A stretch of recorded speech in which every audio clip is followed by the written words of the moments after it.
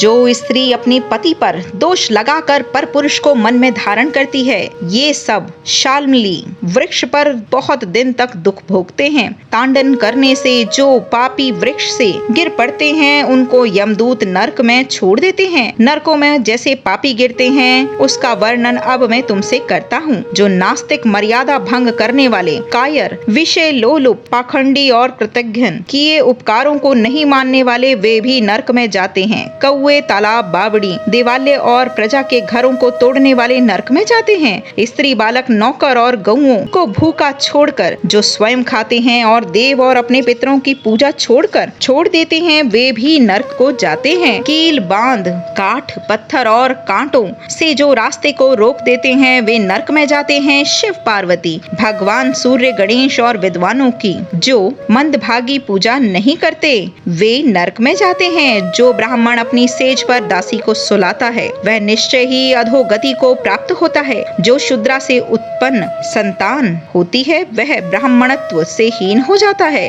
वह अधम ब्राह्मण कभी भी नमस्कार करने के योग्य नहीं होता। जो मूढ़ देवताओं की पूजा नहीं करते, वे नरक में जाते हैं। ब्राह्मणों के कलह और गौओं के युद्ध में जो प्रीति करते हैं और उनको युद्ध से नहीं बचाते हैं, अभी तो उनकी प्रशंसा करते हैं, वे नरक में जाते हैं। जिन स्त्रियों की पति की सेवा अन्य शरण नहीं है, ऋतुकाल में उन स्त्रियों से जो बैर से विहार नहीं करते, वे नरक में जाते हैं। जो काम से अंधे पुरुष राजसवल्ला स्त्री से संगम करते हैं तथा पूर्व में, जल में, दिन में और श्राद्ध के दिन में संगम करते हैं, वे नरक में जाते हैं। जो शरीर के मल को अग्नि, जल, बगीचे या गोष्ठ में छोड़ते हैं, वे नरक में जाते हैं। हथियार, बाण और धनुष के बनाने वाले और बेचने वाले, वैश्य और केश बेचने वाले स्त्री तथा जहर बेचने वाले, ये सभी नरक में जाते हैं। और जो सज्जनों से बैर रखते हैं, वे सब नरक में जाते हैं। जो अनाथ पर दया नहीं करते हैं और सज्जनों से बैर रखते हैं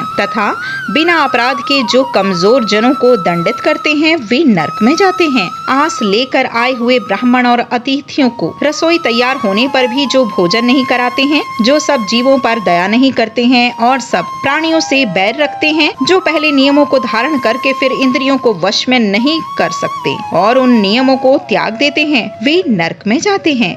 अध्यात्म विद्या को देने वाले गुरु को, पुराण बांचने वाले को जो नहीं मानते हैं, मित्र से बैर करने वाले, प्रीति का त्याग करने वाले और आशा भंग करने वाले, ये सब नरक में जाते हैं। विवाह, देव यात्रा और तीर्थ में साथ जाने वालों का जो धन हरण करता है, वह घोर नरक में जाकर पड़ता है, वहाँ से फिर नहीं लौटता है। जो महापापी घर, गांव या वन में आग लगाता है, उसको यमदूत अग्नि कुंड में डालकर पकाते हैं। अग्नि से जलते शरीर वाला वह पापी जब छांव की चाहना करता है, तब यमदूत उसे 80 पत्र वन में ले जाते हैं। वहाँ तलवार की धार से पैने उस वृक्ष के पत्तों से जब उसका शरीर कटता है, तब यमदूत कहते हैं कि हे पापी, अब तुम सुख से शीतल छाया में सो।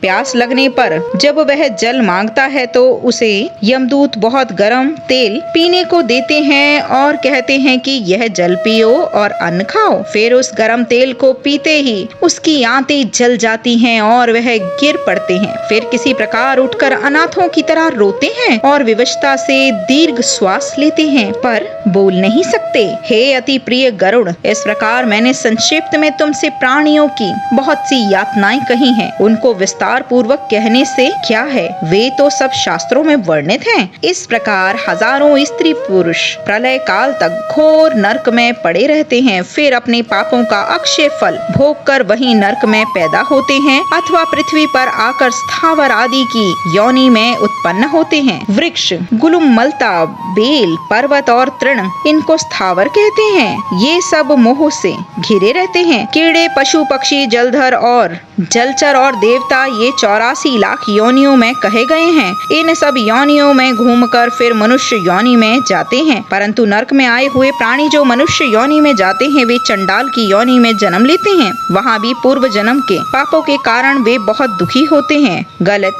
कोढ़, जन्मांध्र और बड़े बड़े रोगों से युक्त स्त्री पुरुषों को देखकर निश्चित ही जान लेना चाहिए कि ये पाप होकर आए हैं। बोलो लक्ष्मी नारायण भगवान की जय।